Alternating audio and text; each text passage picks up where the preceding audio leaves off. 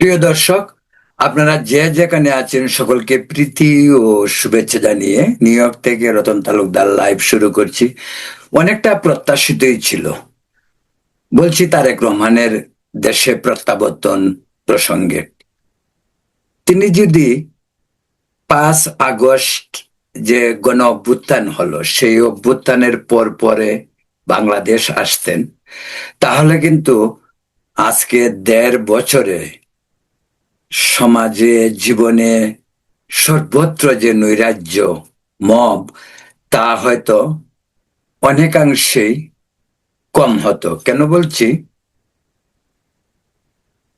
তারেক রহমান দেশে পৌঁছার পর গতকাল থেকে আজ পর্যন্ত এই যে মানুষের মনে স্বতঃস্ফূর্ত একটা আশা, একটা উল্লাস, তাই প্রমাণ করে এই আগমন, এই প্রত্যাবর্তন যদি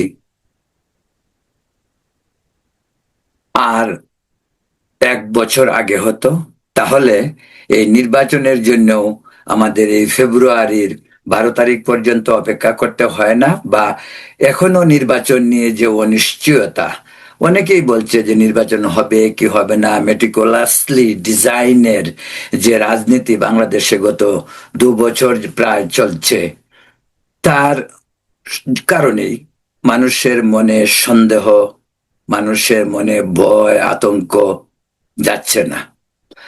যাই হোক, তারেক রহমান এমন এক দিন বাংলাদেশে এলেন, একটি বিশেষ দিন। যেমন 2,000 2,500 বছর আগে খ্রিস্টীয় নেতা, ধর্মীয় যে অবতার জিসাস খ্রাইস্ট এই পৃথিবীতে এসেছিলেন শান্তি এবং মানুষকে রক্ষা করার যে বাণী নিয়ে, সেই এমনই একটি দিনে তারেক রহমান দীর্ঘ 17 বছর তার স্বেচ্ছায় নির্বাসনের সেই ছন্ন ছাড়া দিনগুলি, ছন্ন ছাড়া এই কারণেই বলছি, দেশ মাতৃকাকে বাইরে রেখে বিদেশে প্রবাস জীবন যাপন যে সুখকর নয়, যে আবেগ অনুভূতি, তারেক রহমান বাংলাদেশের মাটিতে পৌঁছেই কিন্তু সেটা প্রমাণ করলেন।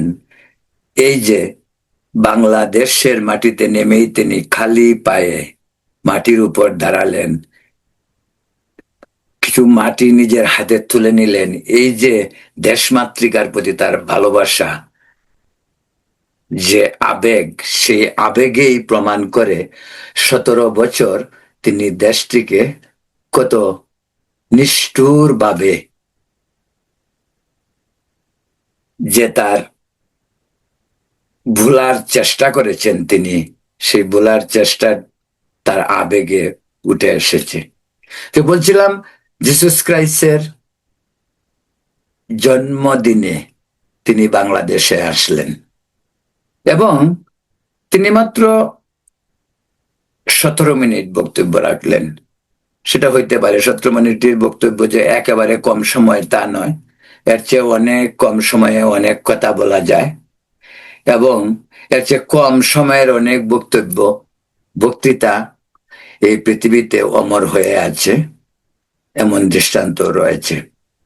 তবে সিগনিফিকেন্স যে বিষয়টি বলবো সেটা যে এই যে তারেক রহমানের বক্তব্য, তার বডি ল্যাঙ্গুয়েজ, তার চাল চলন বাংলাদেশের মাটিতে পা রাখার পর, সেটার দিকেই কিন্তু অনেকেই তাকিয়ে আছেন। অনেক বিশ্লেষক, সাংবাদিক, বুদ্ধিজীবী যারা এ নিয়ে বিশ্লেষণ করেছেন নিশ্চয়ই বুঝতে পারবেন দেশ থেকে বাইরে থাকার যে বেদনা,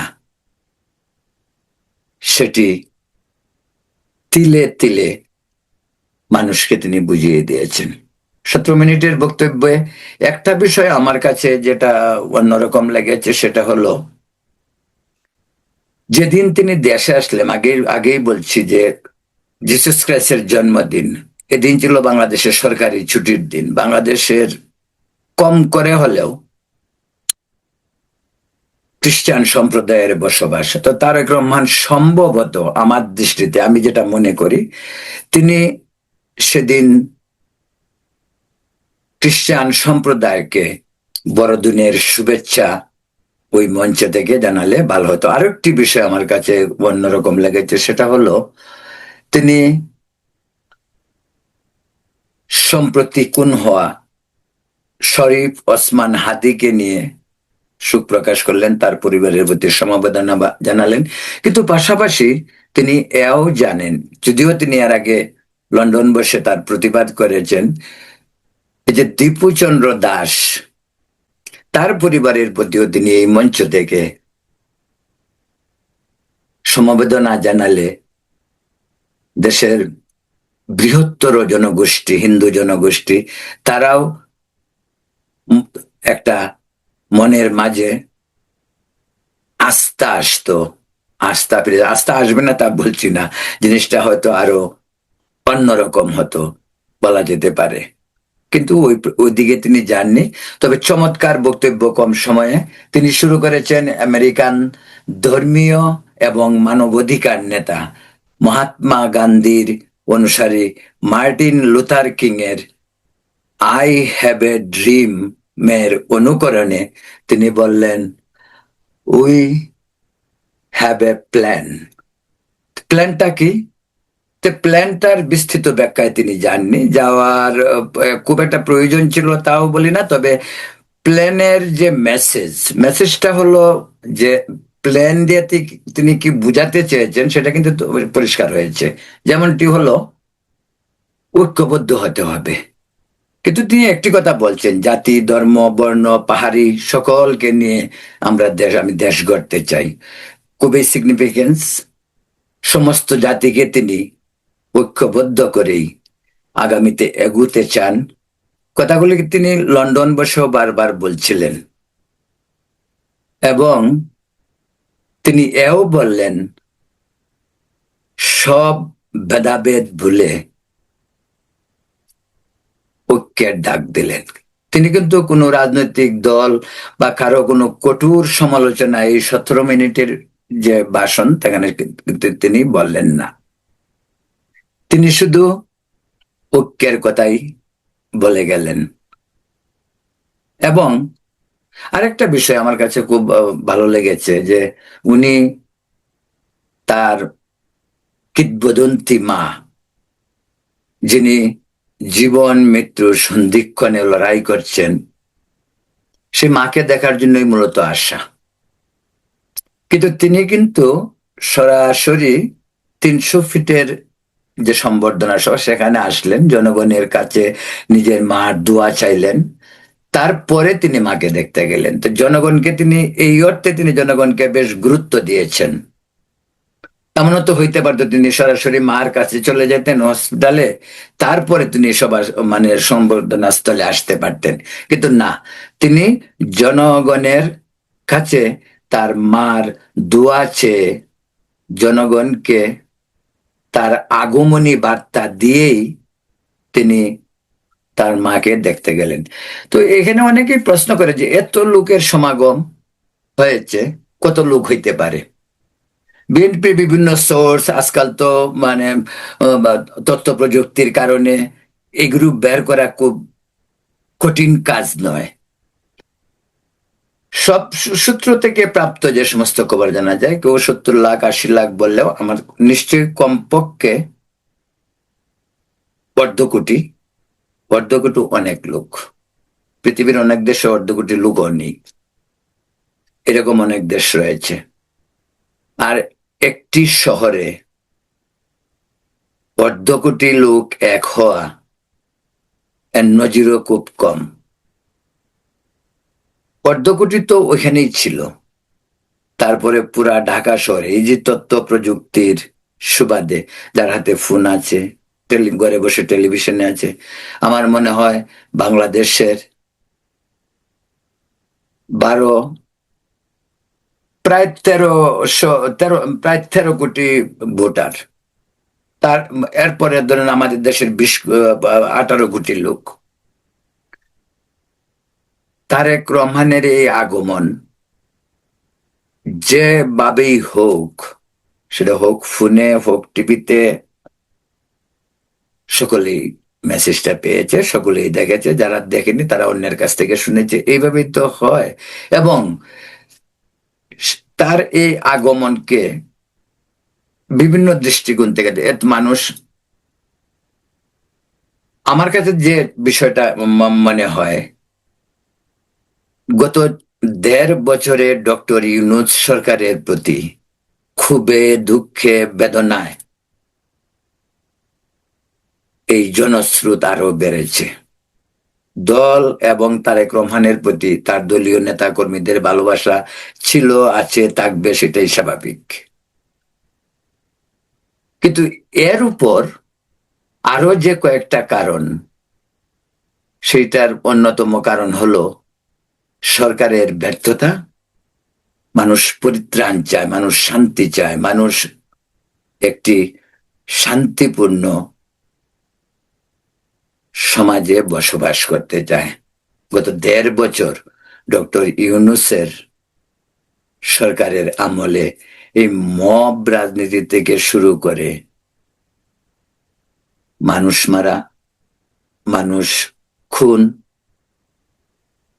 আতাতীয়দের দ্বারা, ওই যে হাদি বলেন বা পুড়িয়ে মারা হলো, দীপু দাস, এ ধরনের অনেক, পাথর দিয়ে মাথা তেতলিয়ে মানুষ মারা হলো, অনেক ঘটনা ঘটেছে। তো সবচেয়ে বড় কথা হলো যে এত কিছুর পরে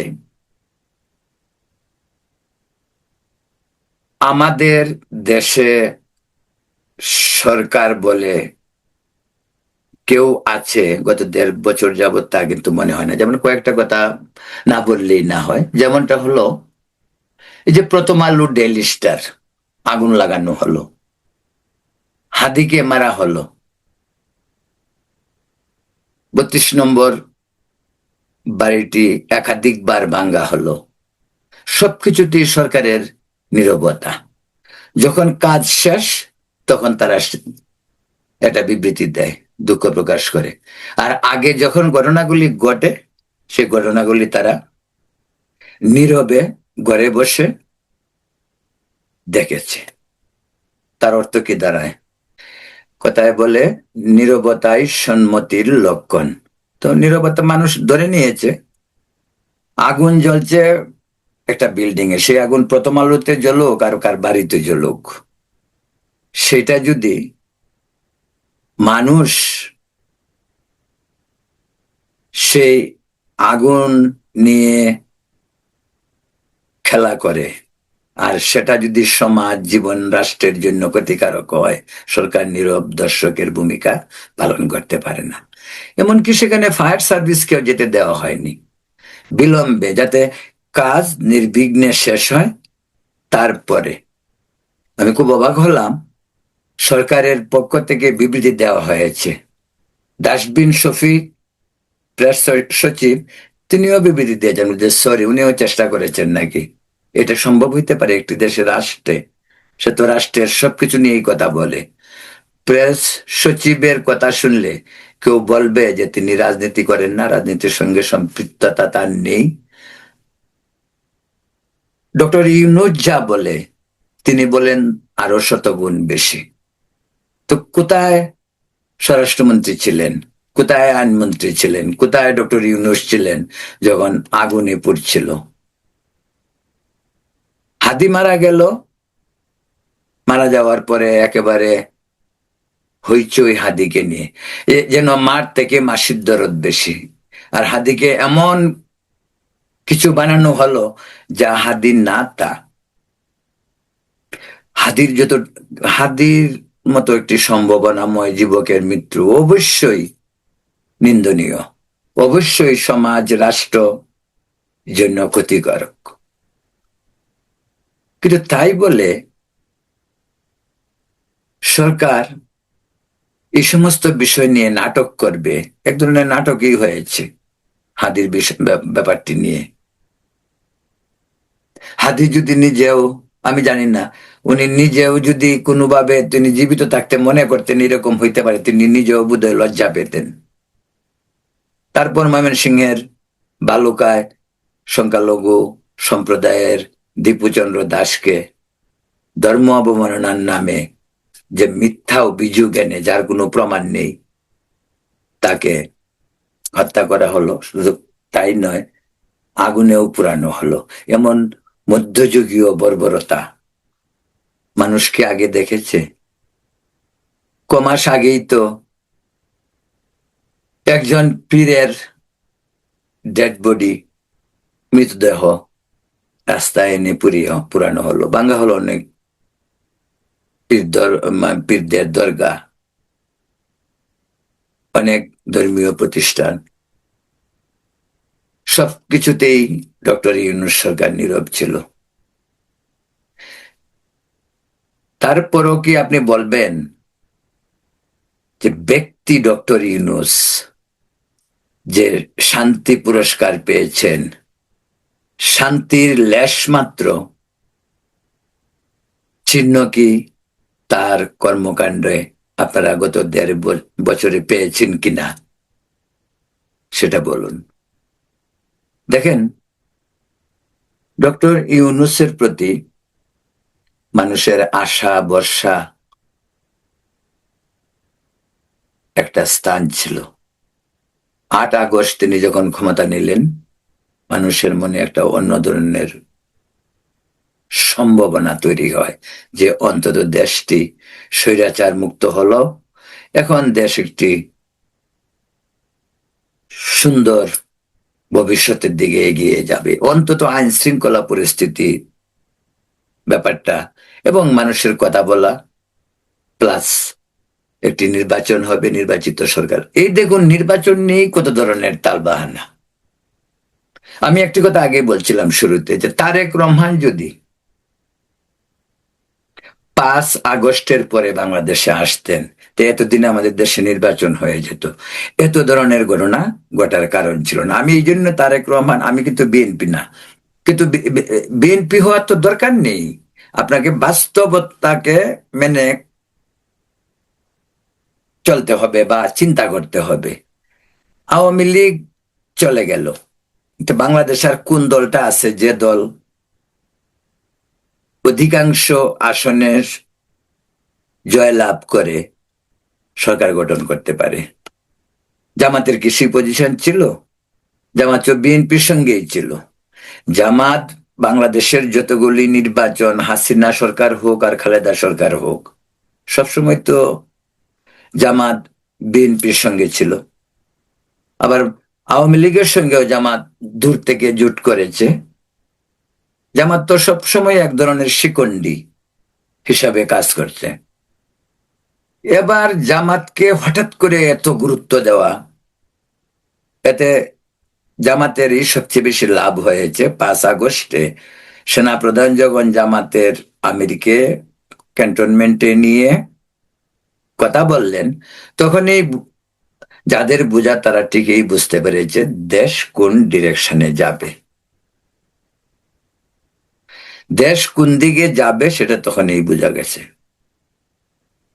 তারপরে কিন্তু জামাত ভালো করেছে, যে জিনিসটা বলবো, যে জামাত দীর্ঘদিন কথা বলতেছিল সৎ মানুষের শাসন, গণতন্ত্র, বিভিন্ন কথাবার্তায় বলে মানুষ কিন্তু, বিশেষ করে জামাতের আমির ডাক্তার শফিকুর রহমানের বক্তব্য শুনে অনেক মানুষ কিন্তু খুব প্রীত হয়েছে, অনেকে তার উপর একটা আস্থা এনেছে, যে কারণে এই জামাতের যে জনপ্রিয়তা কিন্তু বাড়তেছিল।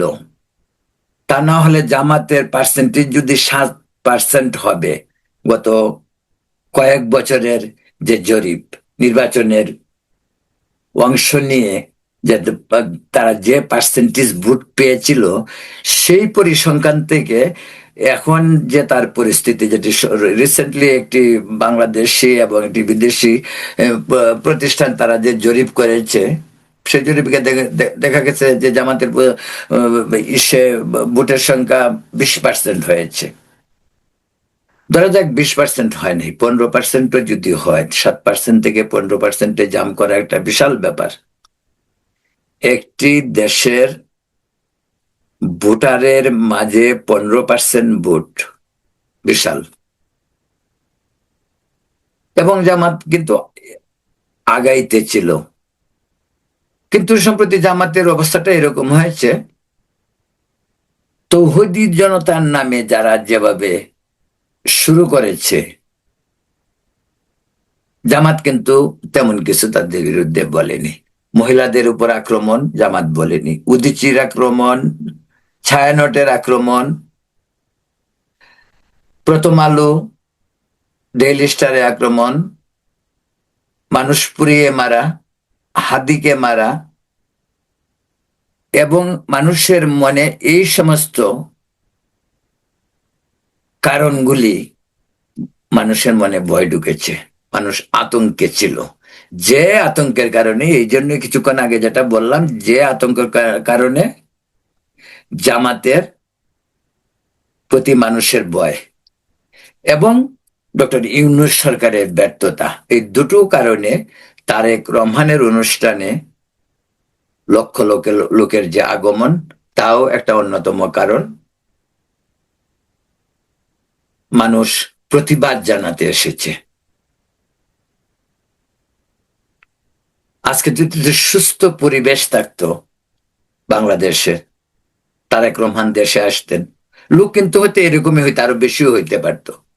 কিন্তু তখন লোকজনের আসার ব্যাপারটা হলো, দলীয় নেতা কর্মী যারা তৃণমূল পর্যায়ে সারা দেশ থেকে আসবে, তাদের সেটা হলো কি, তারেক রহমানকে দেখব, দলীয় ভালোবাসা, দলের উচ্ছ্বাস থেকে সেটা সেটা ধরে নেওয়া যায়। কিন্তু এইবারে তারেক রহমানের আশা উপলক্ষে যে ক্রাউড, যে পরিমাণ লোক আসছে, সেটি শুধু একটি কারণে না, শুধু তারেক রহমানকে দেখার জন্য না, বিএনপির প্রতি ভালোবাসার জন্য না, মানুষের খুব ছিল, মানুষের জীবন অসহনীয় হয়ে উঠেছে সমাজে। ডক্টর ইউনূসের কাছ থেকে মানুষ যা আশা করেছিল তা পায়নি, বরং উল্টো ডক্টর ইউনূসের সরকারের ব্যর্থতা, সামাজিকভাবে দেশের সর্বত্র আইন শৃঙ্খলার অবনতি, দ্রব্যমূল্যের ঊর্ধ্বগতি এবং দেশের গুরুত্বপূর্ণ সিদ্ধান্তগুলি ডক্টর ইউনূসের অন্তর্বর্তীকালীন সরকার নেবে, বন্দর দিয়ে দিবে, করিডোর দিয়ে দিবে, কারণে অকারণে প্রতিবেশী দেশের সঙ্গে যুদ্ধে নামবে। মানে এখন ভারতের সঙ্গে বাংলাদেশের যে অবস্থা, এটা এক ধরনের অঘোষিত যুদ্ধই বলা চলে, এবং এই যুদ্ধ শুরু ডক্টর ইউনূসের হাত ধরেই। সব অন্যরাও যারা বলছে, সব ডক্টর ইউনূসের লেলিয়ে দেওয়া। ওদের মুখে ডক্টর ইউনূস কথাগুলি তুলে দিয়েছেন, নিজেও বলেন এবং ওদেরকে দিয়েও বলেন। যে কারণে ভারতের সঙ্গে আমাদের যে একটি যুদ্ধ যুদ্ধ ভাব লক্ষ্য করা যাচ্ছে, সেটার একমাত্র কারণ হলো এটি। তো এই সব সার্বিক পরিস্থিতিতেই মানুষ তারেক রহমানকে দেখছে ত্রাণকর্তা হিসাবে, অভিভাবক হিসাবে। কারণ দেশে তো বিএনপি ছাড়া এত বড় বড় দল আর কেউ নেই। খালেদা জিয়া অসুস্থ, শেখ হাসিনা দেশের বাইরে, আওয়ামী লীগ নির্বাচন করছে না, আওয়ামী লীগ পলাতক। এই প্রেক্ষিতে মানুষের আস্থা বিএনপির উপর। স্বাভাবিকভাবে সেটা যেই হোক, সেটা একজন পাগল হইলেও সে এরকমই চিন্তা ভাবনা করবে। সে যদি মনে করে এই তৌহিদি জনতা যা করছে এর পিছনে জামাত, সে যদি মনে করে তৌহিদি জনতা যা করছে তার ডক্টর ইউনূস নীরবে সমর্থন দিয়ে যাচ্ছে, তো মানুষের চয়েসটা কোথায়, মানুষ কোথায় যাবে? তাকে ভাবতে হবে নতুন কিছু। তাদের বাবার বিকল্প কি? তার বাবার বিকল্প একটাই, সেই বিকল্প কি? তারেক রহমান এবং বিএনপি। আমি বিএনপি পছন্দ করি, আমি বিএনপি পছন্দ করি না, আপনি বিএনপি পছন্দ করেন, বিএনপি পছন্দ করেন না, ডাজন্ট ম্যাটার। দেশের মানুষ একটি স্থিতিশীল সরকার, একটি শান্তিপূর্ণ সোসাইটি, সমাজ, আর মানুষ তার জান এবং মালের নিরাপত্তা চায়। এটা সংখ্যাগুরু, সংখ্যালঘু, পাহাড়ি, সেটা ইস্যু নয়। ইস্যু দেশের ভূখণ্ডে বসবাসকারী দেশের নাগরিকরা দেশের শান্তি চায়, স্থিতিশীল সরকার চায়, গণতান্ত্রিক পরিবেশ চায় এবং ভোট দেওয়ার অধিকার চায়, এবং তার নিজের ভোটটি নিজে দেওয়ার অধিকার তারা চায়। কারণ আজ যার বয়স 40 বছর, সেই জীবনে কোনোদিন ভোট দেয়নি। এক সময় কথিত যে আমাদের দেশে ভোট হতো উৎসবের আমেজে, আর সেই উৎসবকে আমরা গলা টিপে হত্যা করেছি, যে কারণে আজকে শেখ হাসিনা সরকারের যে নির্মম পরিণতি বা পতন, সেই পরিণতির জন্য দায়ী হয়তো আওয়ামী লীগ। শেখ হাসিনা নিজে সমস্যার সমাধান তিনি করতে পারতেন, তিনি করেননি। দম্ভ, অহংকার, দীর্ঘদিন ক্ষমতায় থাকার মানসিকতা, সীমাহীন দুর্নীতি, সবকিছু মিলে আওয়ামী লীগ নিজকে ধ্বংসের মুখোমুখি দাঁড় করিয়েছে। আমাদের দেশে কিন্তু একটি দ্বিদলীয় শাসন ব্যবস্থা শুরু হয়েছিল স্বৈরাচার এরশাদ পতনের পর থেকে। প্রথমে বিএনপি আসলো, পরে আওয়ামী লীগ, পরে আবার বিএনপি, পরে আবার আওয়ামী লীগ, বা এই ধারাটাই চলতে থাকা উচিত ছিল। আর যেহেতু আমাদের দেশে গণতন্ত্র প্রাতিষ্ঠানিক রূপ নেয়নি, জনগণকে গণতন্ত্রের শিক্ষায় তেমন ভাবে শিক্ষিত করা হয়নি, আমাদের দেশে এখনো যখন ভোট কেনা বেচা হয়, সেই সোসাইটিতে জনগণকে ভোট এবং গণতন্ত্রের যে নীতিমালা, তা জনগণকে সেইভাবে শিক্ষিত করার প্রয়োজন ছিল, যেটি হয়নি, যে কারণে বারবার এই গণতন্ত্র হুচুট খেয়েছে। আমি তো বলি আমাদের দেশে গণতন্ত্র যেন ডুমুরের ফুল। গণতন্ত্র 54 বছরে সোজা হয়ে হাঁটতে পারেনি, অথচ বিএনপি, আওয়ামী লীগ দুটো দলেই এর ভিত্তি গণতন্ত্রের উপর প্রতিষ্ঠিত, কিন্তু তারাই আবার গণতন্ত্রকে উপেক্ষা করে মানুষের অধিকার হরণ করেছে। প্রিয় দর্শক, বলছিলাম তারেক রহমানের আশা, আমি তারেক রহমানের বাংলাদেশের আগমনকে স্বাগত জানাই এবং আমি খুব আশাবাদী। আমি মনে করি, যে কারণে আমি প্রথমেই বলেছি যে তারেক রহমান যদি আরো 1 বছর আগে আসতেন, তো দেশের ছবিটি, আজকের যে ছবি আপনারা দেখতে পাচ্ছেন, সেই ছবি হয়তো আমাদের দেখতে হতো না। এখনো কিন্তু শঙ্কা কাটেনি। নির্বাচন নিয়ে মেটিকুলাসলি ডিজাইনের অনেক পরিকল্পনা পর্দার অন্তরালে চলবে। ইউনূস যে পারপাস সার্ভ করার জন্য এই মেটিকুলাসলি ডিজাইন করে ক্ষমতায় এসেছিলেন, তিনি খুব সহজে চলে যাবেন, তিনি গলা ধাক্কা না খেলে যাবেন, এটা অন্তত আমি বিশ্বাস করি না। কারণ আমি ডক্টর ইউনূসকে খুব ভালো করে চিনি। এই জন্যই বলছি, তারেক রহমানকে কঠোর হতে হবে এবং নির্বাচন যাতে অবাধ, সুষ্ঠু, নিরপেক্ষ হয় সেদিকে দৃষ্টি রাখতে হবে। মানুষের কাছে যেতে হবে। নিরাপত্তার ব্যাপারটাকে যতটুকু গুরুত্ব দেওয়া হচ্ছে, গুরুত্বপূর্ণ তো বটেই, কিন্তু এই এই এই নিরাপত্তার যুজু দেখিয়ে তারেক রহমানকে আবার জনগণ থেকে বিচ্ছিন্ন করার প্রক্রিয়াও যদি কোনো অদৃশ্য শক্তি করতে পারে, সেই ব্যাপারটিও তারেক রহমানের বা বিএনপির মাথায় আনা উচিত। এই কারণেই এমনও হতে পারে, এই যে তারেক রহমানের আগমনের দিন নজিরবিহীন, এত এত কিছু দরকার ছিল না, এটা আমার কাছে একটু বাড়াবাড়ি মনে হয়েছে। এটা এমনও হইতে পারে যে তারেক রহমানকে ভয় দেখানো, অদৃশ্য শক্তির অনেক ধরনের চাল থাকে। হইতে পারে তারেক রহমানকে ভয় দেখানো যে আপনার নিরাপত্তা এত কঠোর করা হয়েছে এই কারণেই যে আপনাকে মেরে ফেলতে পারে, এরকম একটা ভীতি আতঙ্ক যেন তার ভিতরে ঢুকে। তাহলে আমার কথা হলো, দেশের নাগরিকের জন্য রাষ্ট্রের দায়িত্বটাকে, তারেক রহমান যদি মুক্তভাবে আমাদের সমাজে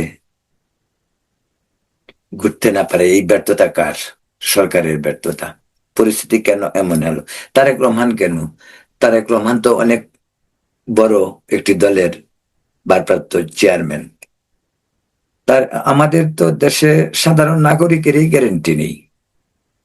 সেই জন্য বলছি, ডক্টর ইউনূস সরকারের পুরোপুরি ব্যর্থতার কারণেই আজকে বাংলাদেশ একটি ভয়াবহ সংকটে যাচ্ছে।